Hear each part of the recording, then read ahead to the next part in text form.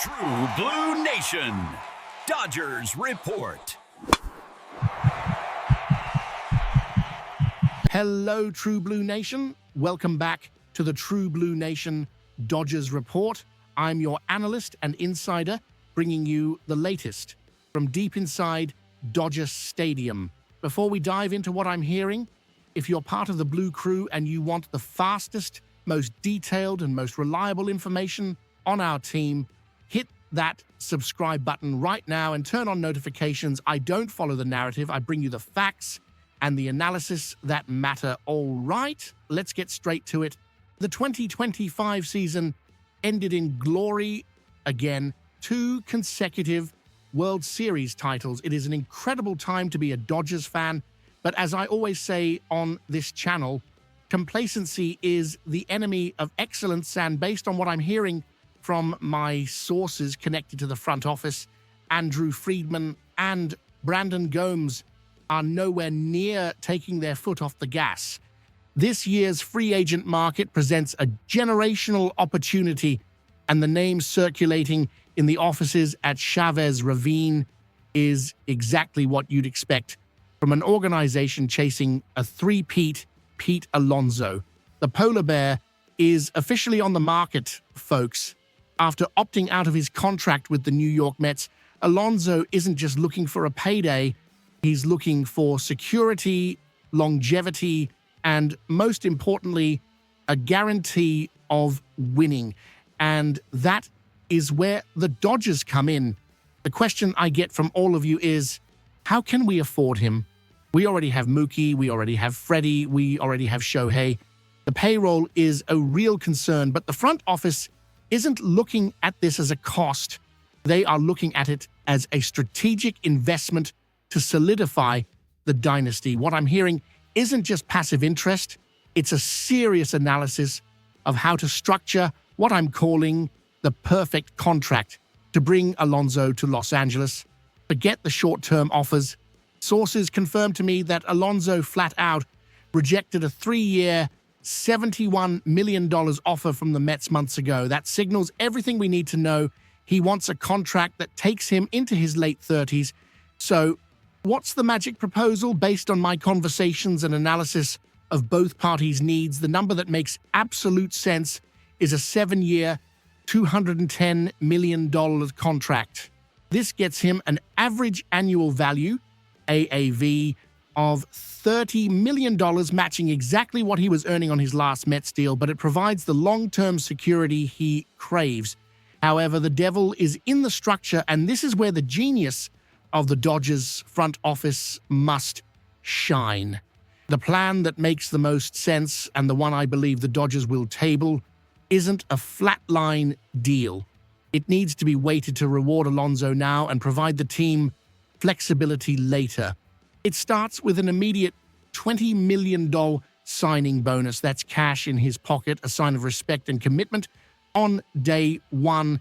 Then for his absolute prime years, ages 30, 31, and 32, the first 3 years of the contract would pay $32 million annually.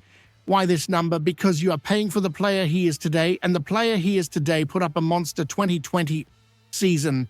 A .272 and 47, 524/line, 38 home runs and 126 RBIs. And the most impressive number to me, 41 doubles, tying for the National League lead. That shows he's not just an all-or-nothing slugger. He is a run-producing machine. You pay for that. Elite, peak production. Now, let's get to the second half of this proposed deal. After paying him $32 million per year through his immediate prime, the structure would then become more team-friendly to the Dodgers. From year 4 through year 7 of the contract, Alonso's annual salary would drop to $28 million. This is incredibly strategic. As Alonso ages into his mid to late 30s, ages 34 to 37, the payroll hit lessens. This gives Friedman that breathing room he covets to continue to add pieces, pay our own young stars coming out of arbitration, and manage the competitive balance tax, CBT. That is long-range planning But what about player security? Alonso won't agree to this without assurances. That's why the contract must include two crucial clauses that I'm hearing would be necessary to get this done. First, a full no-trade clause. If he's committing for 7 years, he wants control over where he plays. Second, and this is the protection mechanism for both sides, a mutual option after the 5th year. This gives Alonso a chance to test the market again at 35 if he's still playing at an MVP level, or more realistically, it gives the Dodgers an out if there is a catastrophic performance drop-off. That option would include a $5 million buyout. It's the perfect balance of player commitment and organizational protection. Let's be clear about the market. The Mets are going to try to keep him. Steve Cohen won't want to watch another star walk. The Yankees and the Cubs will be in the mix as well. But what Los Angeles offers is different. We offer the big market, yes, but more importantly, we offer a proven championship infrastructure and back-to-back World Series titles. Alonso, at 30 years old with 264 career home runs, gets to choose between being the guy on a rebuilding team or being the final piece of a dynasty. His durability, playing 162 games in back-to-back seasons recently, is exactly what this organization values. He posts, plugging him into the middle of the lineup, protecting Mookie, Shohei, and Freddie, turns this batting order from historic to mythical. This 7-year contract positions him perfectly for an eventual transition to designated hitter in years 6 or 7, mitigating defensive concerns and extending the value of his bat. This is the move. So the bottom line on my analysis is this: the pursuit of Pete Alonso isn't a fan daydream. It's a calculated, strategic move.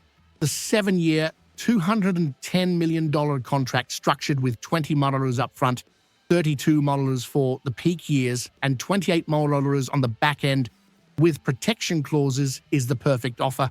It takes the biggest power bat off the market from our competitors, meets Alonso's legitimate demand for long-term security, and solidifies our lineup as the most feared in baseball for the next half-decade. But now I need to hear from the Blue Crew. This is my question for you. Do you pull the trigger on this 7-year deal, or do you think $210 million is too much for a 30-year-old first baseman, and that money should be allocated elsewhere, perhaps to the starting rotation? Leave your detailed arguments in the comments section below. I read them all. And of course, if you value this deep dive analysis and insider information, subscribe to the True Blue Nation Dodgers Report and hit that notification bell. I am monitoring this situation closely and will bring you the updates as soon as they happen. Until next time, Blue Nation.